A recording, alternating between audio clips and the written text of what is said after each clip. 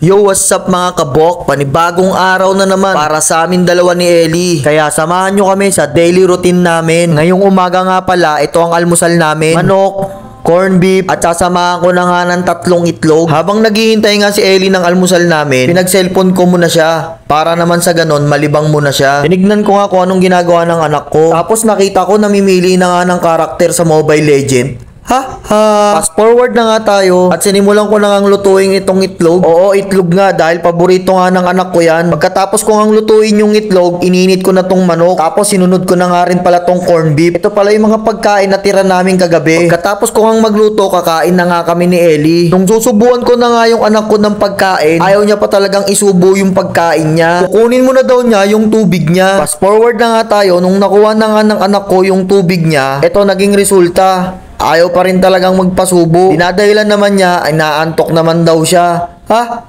Yan din ba anak ninyo mga kabok? Comment nyo naman para alam ko na hindi lang si Ellie ang nag-iisa.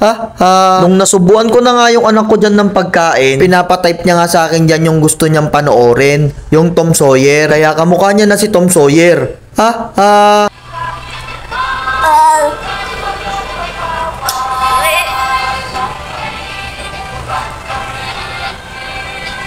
Fast forward na nga tayo at nakaligo na nga si Ellie. Ako nga pala ulit ang magbibihis kay Ellie. Kailangan ko na kasing masanay mga kabok dahil wala namang ibang gagawa nito kung hindi ako lang. Dahil si Mrs. ay laging puyat, syempre napapagod din. Nahihirapan din siyang kumilos tuwing umaga.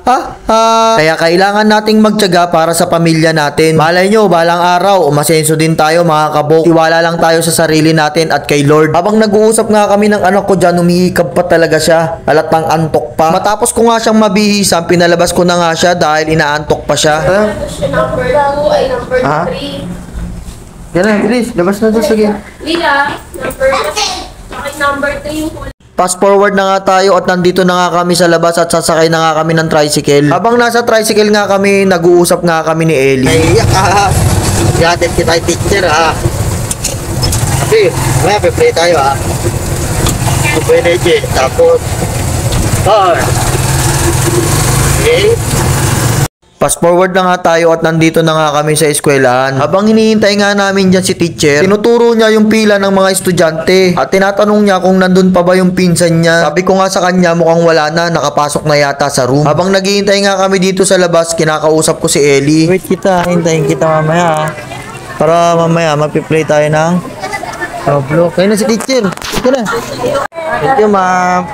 Bye-bye. Wait kita dito Umiyak na naman nga si Ellie pero ito pa rin, go pa rin sa pagpasok. Bilib talaga ako sa anak ko na yan. Fast forward na nga tayo, habang naglalakad nga ako ay nakakita nga ako ng bilihan ng gulay. Bibili nga pala ako ng patola at syempre lalagyan ko na nga rin ng okra. Sasamahan ko na rin pala ng saluyot. Tapos pinakuha ko na nga si ate ng isang miswa. Sakto nga yung pera ko, 70 pesos lahat, kaya magbabayad na tayo. Fast forward na nga tayo, pagka uwi ko nga sa bahay, nilabas ko na lahat ng gulay. Sinimulan ko ngang balatan yung patola. Habang binabalatan ko nga yung patola, napansin ko lang na parang sira nga yung nabili ko. Kaya hindi na pwedeng gamitin to. Kaya naisipan ko ngang i-plastic to para isaoli sa tindahan. Fast forward na nga tayo at naisoli ko nga yung patola. Kaya nga hiniwa ko na at nilagay ko na nga sa lagayan para masimulan na natin ang pagluluto. Ang una ko nga palang nilagay dyan, syempre yung kalabasa natin para mabilis lumambot. Habang hinihintay ko nga yung kalabasa na lumambot, papaarawan ko nga pala ulit yung mga damit namin na nilaban ko kahapon. Umulan kasi kahapon kaya hindi na tuluyang natuyo. Kaya ngayon na mataas ang sinag ng araw, ilalabas ko nga uli sila para matuyo sila at maging mabango pa nga.